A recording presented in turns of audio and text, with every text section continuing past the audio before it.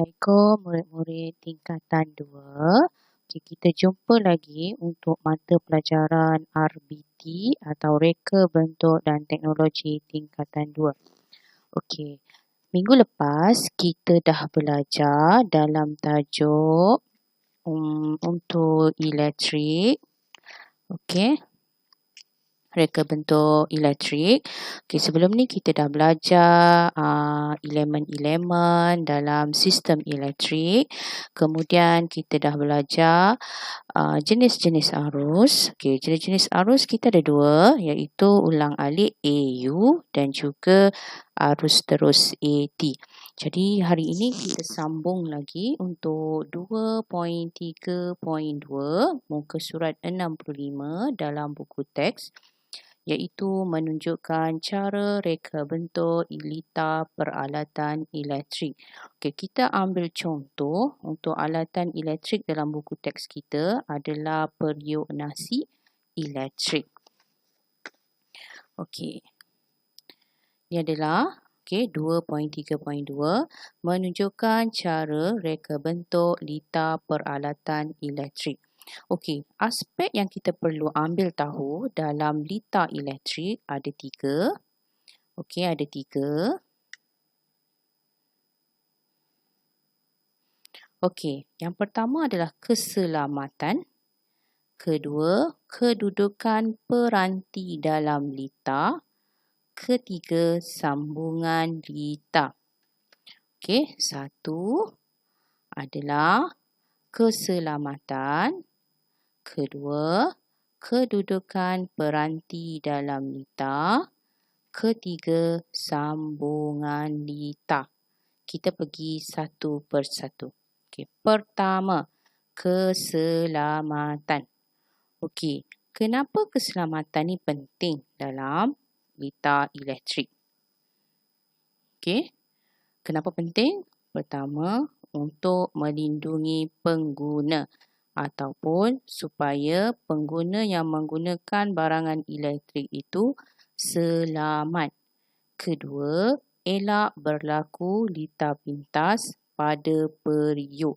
Maksudnya, apabila berlaku sebarang kemalangan pada alatan elektrik tersebut, okey, ia dapat menyelamatkan keadaan dengan berlakunya litar pintas terlebih dahulu sebelum mendatangkan kemalangan kepada pengguna.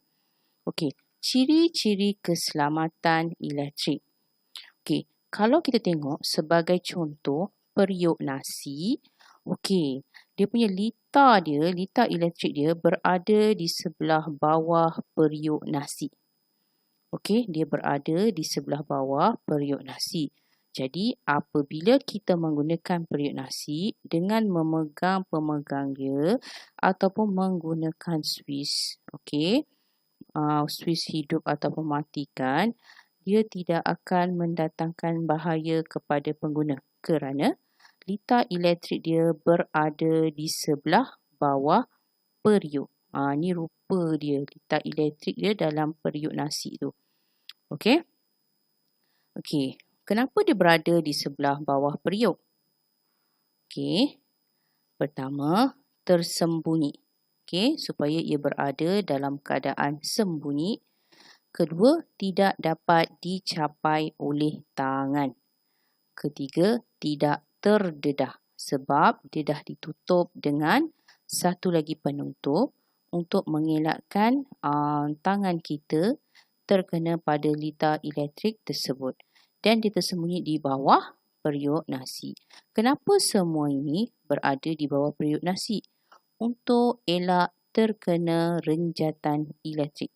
Awak tahu tak apa maksud renjatan elektrik? Maksudnya bila awak pegang alat elektrik, pegang peralatan elektrik tu, dia akan rasa satu aliran elektrik masuk pada tangan kita sekiranya kita tidak ada penebat. Okey, sebagai contoh penebatnya adalah plastik. Okey, plastik dia tak akan mengalirkan tenaga elektrik kepada kulit kita. Okey, itu adalah keselamatan. Okey. Kedua, kedudukan peranti dalam litar. Okey, kedudukan peranti dan litar, okey, ada sensor kat dalam periuk nasi tu. Okey, sebagai contoh kita adalah periuk nasi. Okey, periuk nasi. Okey, dalam periuk nasi, okey, ini adalah rupa peranti dalam litar kita. Ini adalah periuk nasi. Ini adalah bahagian bawah kita punya litar. Okey, ini adalah struktur rangka dia yang ada kat dalam bawah kita punya periuk nasi. Ini rangka dia. Rangka maksudnya itu adalah rangka untuk ni periuk nasi. Okey, tekanan sensor yang ada adalah tekanan, suhu, elemen pemanas. Sensor yang ada kat dalam peranti kita. Okey, tekanan, suhu, elemen pemanas. Ini adalah untuk kat dalam periuk nasi tau. Okey, dia diletakkan bersama dalam litar elektrik. Tiga-tiga sensor ni dia ada kat dalam litar elektrik dekat bawah periuk ni. Okey, kat bawah periuk ni, kat dalam ni. Kat sinilah ada sensor tekanan, kat sinilah ada sensor suhu, kat sinilah ada sensor untuk elemen pemanas. Semuanya digabung kat sini. Kenapa dia letakkan sekali dalam litar elektrik? Okey. Kenapa dia letakkan sekali dalam litar elektrik tu kat bawah tu untuk tiga-tiga suhu, tiga-tiga sensor tadi ni. Okey, pertama adalah untuk jimatkan ruang. Kedua adalah aspek keselamatan. Ketiga adalah kemas dan menarik. Okey, apa-apa produk pun yang kita pasarkan di pasaran untuk menarik perhatian pengguna, ia perlulah kemas dan menarik. Satu lagi adalah warna. Keadaan warna pun boleh menarik perhatian. Kenapa kemas dan menarik ni? Adalah untuk tujuan komersial. Tahu tak apa maksud komersial ni? Komersial ni maksudnya produk yang kita pasarkan tu ada nilai. Macam mana kita nak tahu produk kita tu ada nilai? Ada nilai komersial dia. Apabila ada pengguna yang membeli produk kita, bermaksud produk tersebut ada nilai komersial. Maksudnya bila produk kita dipasarkan dalam pasaran, ada yang membeli, maksudnya dia ada nilai dia. Okey, nilai dalam pasaran. Maksudnya boleh dipasarkan, boleh menarik perhatian pengguna. Okey. Okey, jadi yang ketiga, sambungan litar. Okey, sambungan litar, dia ada beberapa contoh. Pertama adalah litar tertutup.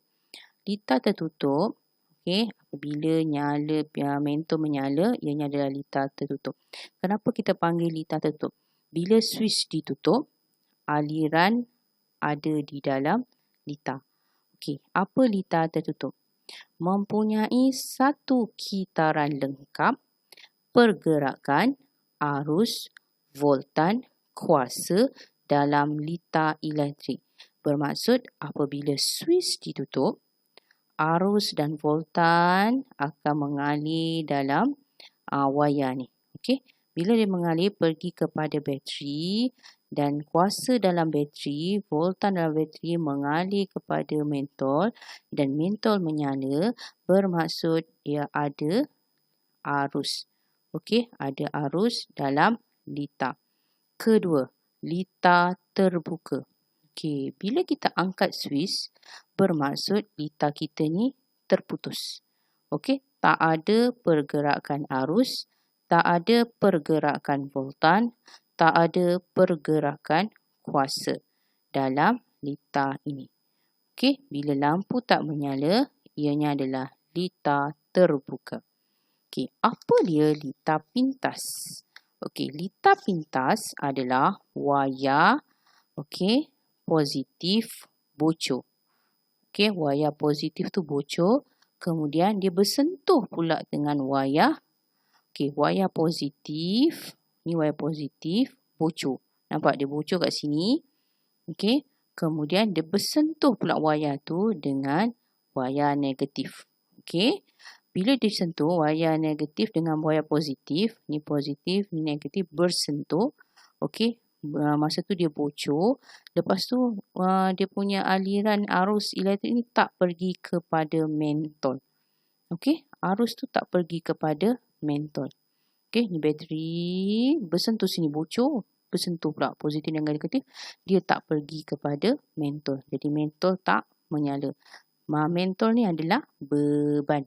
Ini okey. Okey, jadi apa akan berlaku? Dia akan berlaku percikan pada wayar positif dan negatif. Kat sini nanti dia ada percikan macam bunga api. Dan bila berlaku begini, ini adalah jenis sebagai contoh litar. Okey. Kalau dalam rumah ke apa, bila berlaku begini boleh menyebabkan kebakaran. Okey, sebab itulah banyak yang berlaku kebakaran adalah kerana litar pintas. Okey, selalunya ianya berlaku pada sambungan-sambungan wayar yang ada berlaku kebocoran, sama ada memang kecuaian daripada kita penyambungan wayar ataupun wiring tu dah lama. Okey, apa dia litar bypass? Okey, litar bypass ni adalah penyambung wayar yang dibuat pada fuse yang sama untuk soket peralatan elektrik yang berlainan. Sebagai contoh, kita selalu buat benda ni. Okey, selalunya peti sejuk. Lepas tu, dia kongsi pula extension wire tu dengan pendingin hawa ataupun aircon. Okey, jadi dia akan berlaku lebihan beban pada wayar. Okey, dia berlaku lebihan pada wayar dan menyebabkan haba berlebihan pada penebat wayar. Tahu tak apa penebat wayar? Ni adalah penebat wayar. Dalam penebat ni adalah wayar. Kenapa kita kena letak penebat wayar ni? Okey, ini mengelakkan kita pengguna berlaku renjatan elektrik. Okey, sebab ni penebat ni dia tak akan mengalihkan elektrik untuk penebat wayar ni. Bila berlaku haba berlebihan dekat penebat wayar ni bila kita pegang dia panas. Okey, dia panas. Jadi akan berlaku litar pintas, kemudian ianya akan bahaya kepada pengguna. Okey, jadi habis untuk tajuk 2.3.2. Untuk tajuk seterusnya, kita akan belajar bagaimana hendak mengira parameter elektrik dalam reka bentuk litar. Okey, jadi itu sahaja untuk hari ini. Saya harap murid-murid dapat menjawab soalan kuisis sebagai latihan pengukuhan. Okey, terima kasih.